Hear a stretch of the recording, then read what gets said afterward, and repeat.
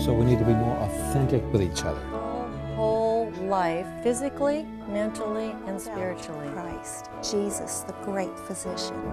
And he was healed, and now it's really time to reconnect with your family. All about life, health, and healing hope.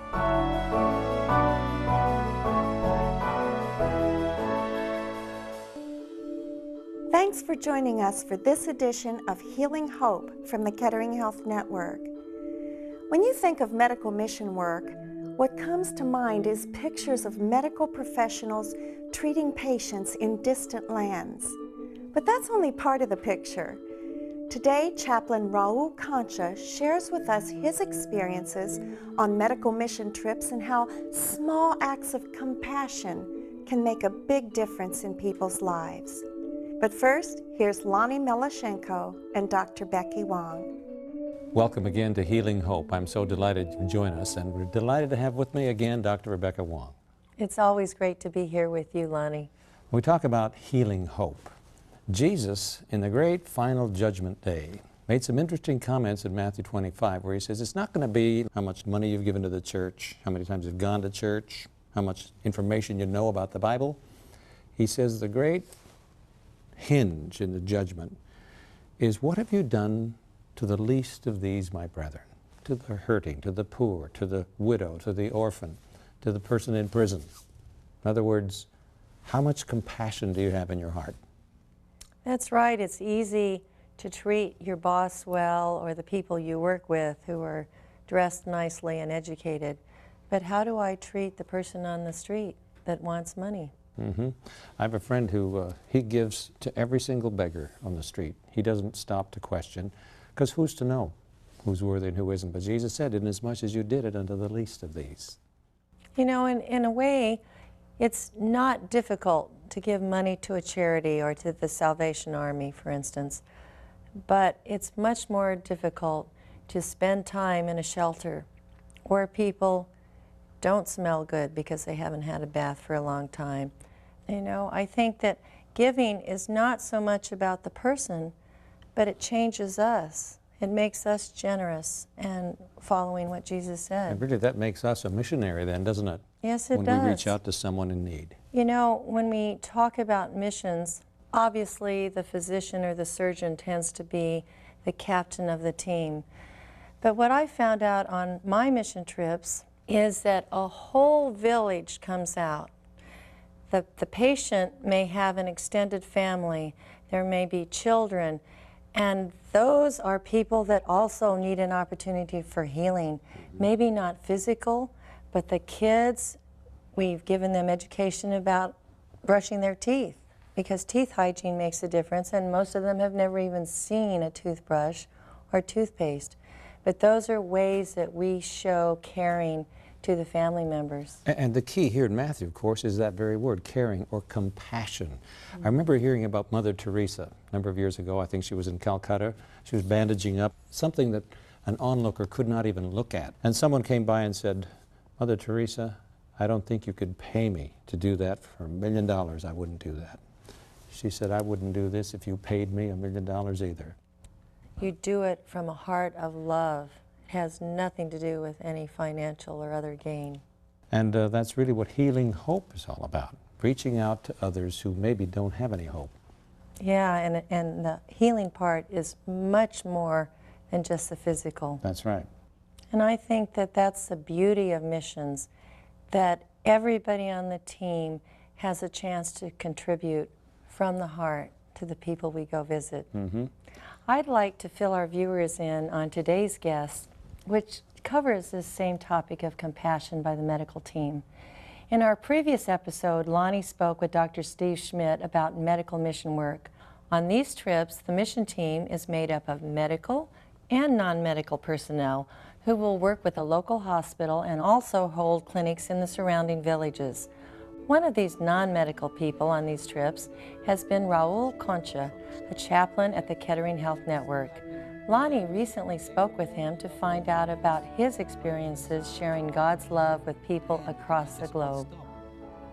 Chaplain Raul Concha, thank you so much for joining us here on Healing Hope. You're welcome, Lonnie. You've been on several trips with teams. These were medical mission trips. Where are some of the places that you visited? Where have you traveled? First country was Peru in the Amazon area, Paraguay and Zambia this year. Peru, Paraguay, Zambia. Now, your native country is where? Chile. Chile. Now, what are these trips like for you, Raul, since you aren't a medical caregiver per se? I mean, you're a spiritual caregiver, but you're not a doctor, you're not a nurse. Well, I do a few little things besides taking pictures and videos. I talk to the people before, after surgery, translate, comfort people, pray with them, listen sometimes, translate for the doctor when they need to talk to the family, whatever, anything. The interesting thing about mission trips, and many people, many denominations are going on these short-term mission trips now. Why do they do this? How have you seen these mission trips affect the life of the people that they serve and themselves? It's like very addictive. I think people who have gone once, they say, it helped me more than I helped them. Then I want to go back, and they keep going, coming back. Just helping people who have nothing and be able to do something, fix something small that for us is nothing. It makes a difference for the other people and makes you excited about being there. You know, Jesus said something in the Gospels there about give and it shall be given unto you. Not just given to you, full measure, pressed down, shaken together, running over. Tell us about someone who went on a trip, or maybe yourself, you were so overwhelmed that it just was life-changing. You know, I will be speaking for hours about it because every single situation, every single day is something different. Because we have teams working in surgery and teams going to the villages, the surroundings, and every contact is amazing. One of the things that really touched me a lot was in Zambia when at the end of the day we couldn't take any more patients in because we were on an open field. The sun was going down, there was no electricity, nothing. This is not in a fancy hospital. No, it was an out open in the field. bushes. We got sunburned that day. In surgery? No, that was a medical team going in the clinics. Mm-hmm. And one woman with a child who was paralyzed on one side of his body came to us and said, you know, I need to see the doctor. I've been waiting for hours. And there was a translator, a young man. They were doing some evangelistic crusade at night. And he said, translated to me what she was asking. And she was looking for some kind of miraculous medication to help the son to not be paralyzed anymore. And there was nothing that we had in our midst. But we talked. We shared the healing hope, you know. We talked about Christ, that someday, soon, when Jesus comes back, we're going to be in heaven and the son will be perfect. There's nothing that we can do here on this earth. And we shared that, and she had tears in her eyes. And but it gave her some hope, even we couldn't do anything physically at that time. Mm-hmm. Of course, Zambia, plagued with AIDS, average age of death, about 36 years of age. Sometimes there's not much more you can offer people other than that God has another plan. Yes. Well, tell me then about the role of prayer. What does prayer do to tie the team together as you begin your day, maybe as you end your day, and as you interact with the patients? You know, just before we go to the mission, when we arrive to the country, we meet as a team. We do have worship in the morning, in the evenings, and we talked about a lot of things, and we talked about the mission, what we are here for. And every morning we have our worship, and Reverend Christian, who comes with us to on these trips, he leads in a small devotional. And then as we go along, we pray with patients before surgery. And some of the surgery that doctors do, because of the lack of all the tools that usually we have here, they do it very prayerfully the whole time, because you don't know. Sometimes we don't have enough supplies and equipment, the right equipment, but they do it prayerfully, and God blesses them. You've seen miracles, and I've heard of miracles where many miracles. The anesthesia ran out, but somehow the Lord continued to keep it there, or the lights should have burned out, or the batteries, and the Lord kept them going. In all the trips I've been involved, the power have gone out during the surgery, and this electrical equipment stopped working. Wow. Then you have to go by faith. But Small lights, you know, they carry a small light just in case. We'll have more with Lonnie Melashenko and Raul Concha after this brief break. Over a century ago, a brilliant young Dayton inventor had a vision for the future. By itself! You know, this Kettering guy just might change the world. Today, that same spirit lives on at the Kettering Medical Center Network, bringing the best in medical technology from around the world home to Dayton. With that kind of vision for the future, what might tomorrow bring? Those guys just might change the world. You can only imagine. The Kettering Network, for life. If I'm going to be a healthcare provider and if people are going to come to me and trust me, then I want to give them the best care that I possibly can. I love it. It's great. The classroom sizes are awesome. You get that personal one-on-one time, even in class. They taught well, and I learned well, and they really truly cared.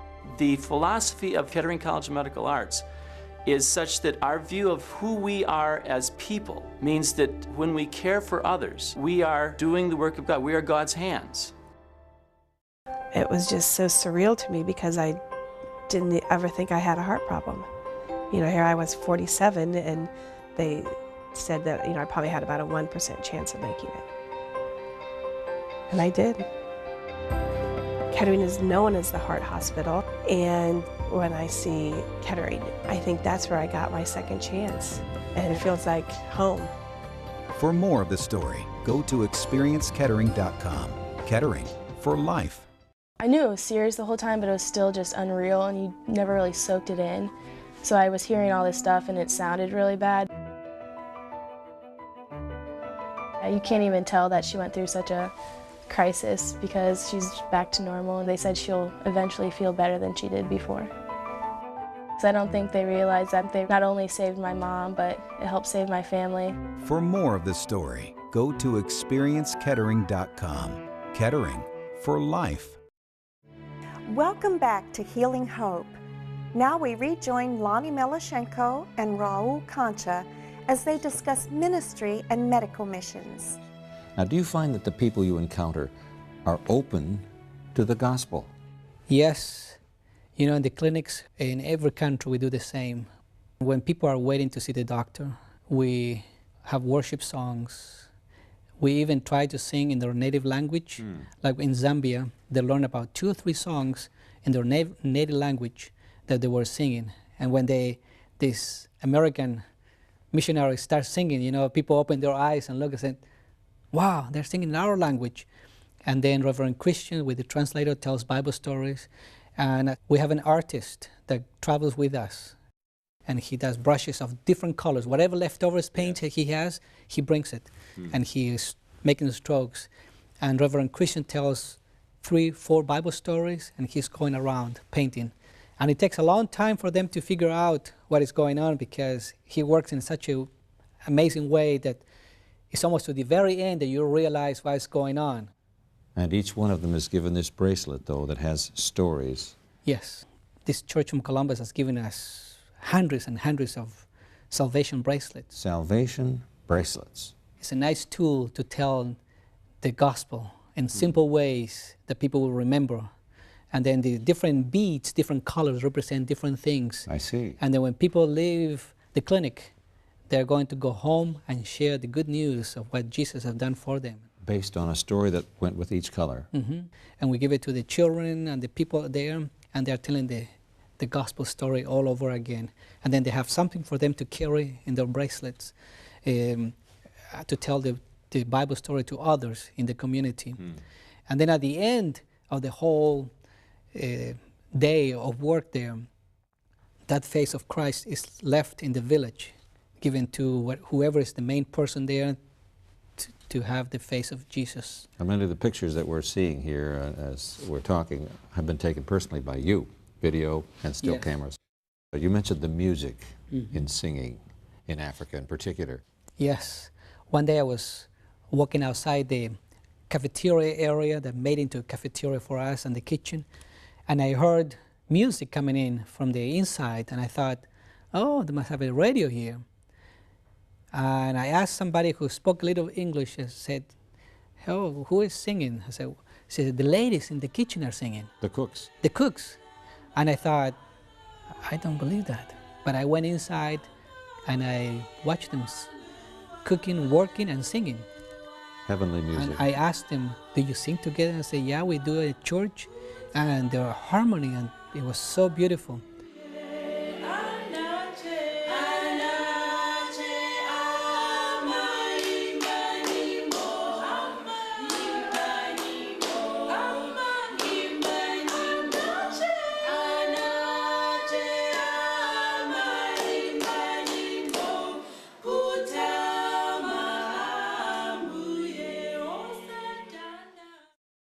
People are hurting everywhere, mentally, physically, spiritually. What do you think is the very best way to communicate God's love to people out there who are in need, particularly in the mission field or here in our own country? How do you communicate God's love to people in need? I think the best way, and the way that people understand, is to show true compassion, showing God's love, embrace them. Sometimes people cannot be fixed physically, but mentally, spiritually, it can make a big difference. And in those mission trips and here locally, even working here at the medical center, sometimes just being there with them, walking through the tough times, makes a difference, can change their lives. Now, when people ask you, well, why should I go on a mission trip? I don't have any medical expertise. I don't know how I'd fit in. What would you say to them? Anybody can be used on a mission trip, because there are many different tasks, not just only surgery that you can help. Even in surgery, even if you have no knowledge about medical stuff, we need people to give medicines, to carry stuff, people who can welcome people, help with the lines, because there's always in the hospital and outside the hospital, in the clinics, lots of people. You have to guide people which way to go, next steps. It's very complicated sometimes when you have hundreds of people. Sometimes when patient is discharged, you need somebody to make beds again, you know, moving beds around, somebody to help with the lunch, to pass it around to different people in different areas, because people are busy. Once you start working, it doesn't end. You cannot just all stop. Chaplain, you spoke of giving to those in need. What kind of supplies do you give the people that you come in contact with? We all carry one suitcase full of medical supplies, one with our own luggage, our personal stuff, and one is medical supplies, medication. Most of us, when we go on mission trips, we leave some of the stuff we brought for ourselves to give to others. Now tell me more about that. You mean you kind of leave your own clothes behind, and your socks and your shoes and your shirts? Yes. I left one suitcase, and I left all my bedding there, from pillowcase, sheets, blanket, towels, my pajamas I left there too. I took extra T-shirts just in case, you know, somebody needed it. I left all. I had enough to come back, you know, and change.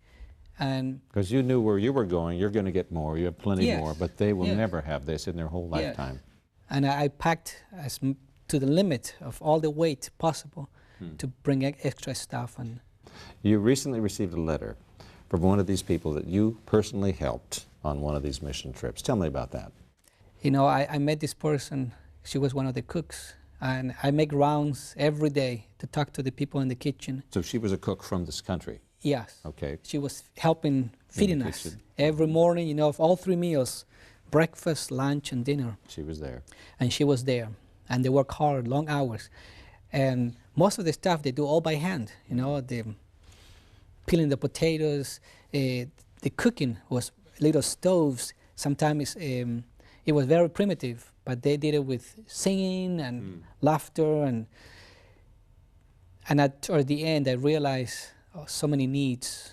When I told her the day before, would you have any use of T-shirts? I brought a bunch, and they're all used because it's my clothes, but would anybody, you think you could use it?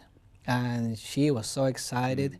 She gave me a big hug at the end, and she said, you know, you don't know how much you have given to me. And I said, I have given you nothing, you know, it's nothing. I got a letter from her. Last week at the hospital came to under my door this letter that came from Zambia, and I looked around and I said, Peggy. And I was shocked, and I thought, wow, this is the first letter I've received from any medical mission trip. And this just came? Just came. From Zambia? Handwritten. And she said so many things, but it really touched me. And I read to my wife, and she read it, and she was touched. And she said, thank you so much. I've received so many gifts from you. You were an angel in my days. May God bless you always.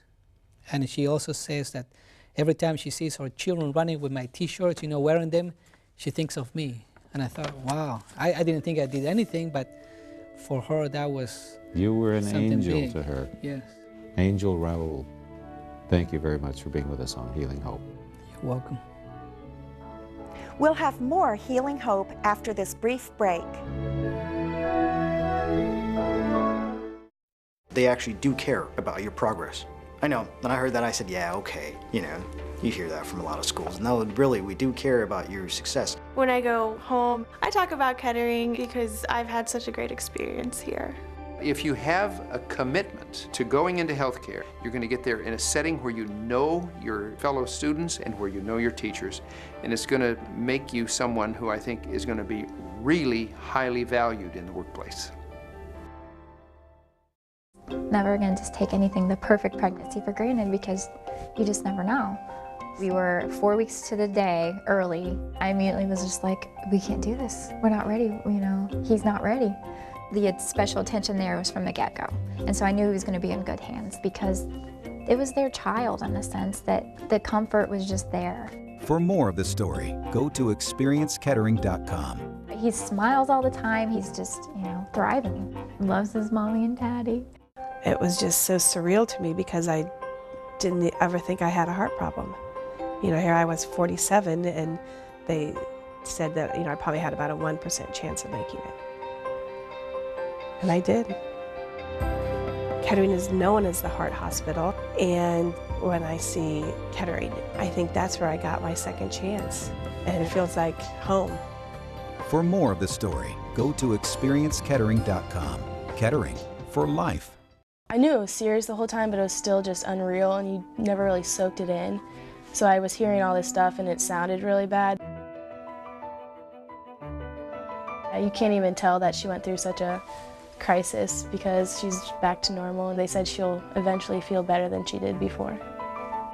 So I don't think they realized that they not only saved my mom, but it helped save my family. For more of the story, go to experiencekettering.com. Kettering for life.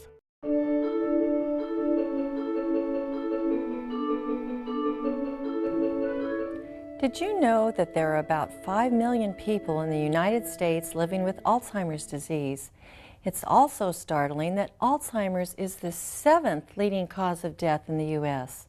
While many people are familiar with what Alzheimer's looks like in the late stages, most people would not recognize the early signs, which are quite subtle. Early detection of this condition is very important because it enables the patient to receive the maximum benefit from available treatments and resources. This will improve the quality of life for the patient and the family by bringing symptom relief and increasing the chances of maintaining independence longer. It also gives the patient more involvement in planning for their future by making decisions about care, living options, and financial and legal matters. Some of you may be wondering right now about your loved ones or even yourself. How do I tell the difference between early Alzheimer's and a senior moment?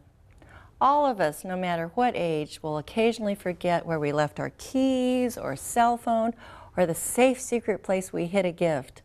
But the signs of Alzheimer's go beyond infrequent memory lapses. Here are some signs to look for. Memory loss that disrupts daily life. Challenges in planning or solving problems. Difficulty completing familiar tasks that were once easy, like wanting to make pancakes, taking out the box, getting some milk, and then not knowing what to do next. Confusion with time or place. Trouble understanding visual images and spatial relationships, like looking at your watch and not being able to tell what the time is. New problems with words in speaking or writing. Misplacing things and then losing the ability to retrace the steps to find it. Decreased or poor judgment, leaving bills stacked up and unpaid. Withdrawal from work or social activities. Changes in mood and personality. Patients may start to get grumpy because they know they're losing it and they're trying to cover for depression. If you or someone you know is exhibiting any of these signs of Alzheimer's, please see your physician very soon for a thorough evaluation, including a physical exam and testing. For Healing Hope, I'm Dr. Becky Wong.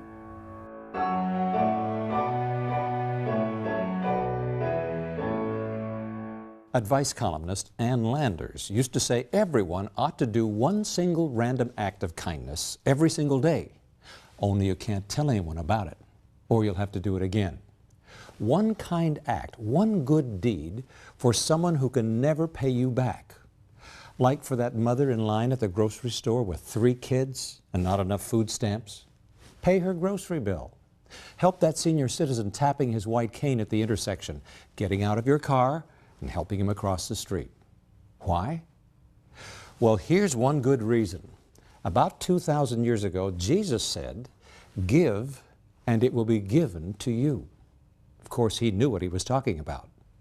Now, doctors, psychiatrists, and medical experts tell us there's amazing physiological and mental healing that comes when we are selfless, following Jesus' golden rule to do unto others as you would have them do unto you. It's not at all surprising that there are benefits to doing things God's way. Healing Hope is all about that, representing the great physician, showing compassion, care, kindness, goodness, making use of whatever resources you have. Just like Raul Concha found out, sometimes lives can be changed by something as simple as a stack of T-shirts. Just make yourself available to do God's work, and He'll do the rest. Thanks for joining us. For Kettering Health Network, I'm Lonnie Melashenko.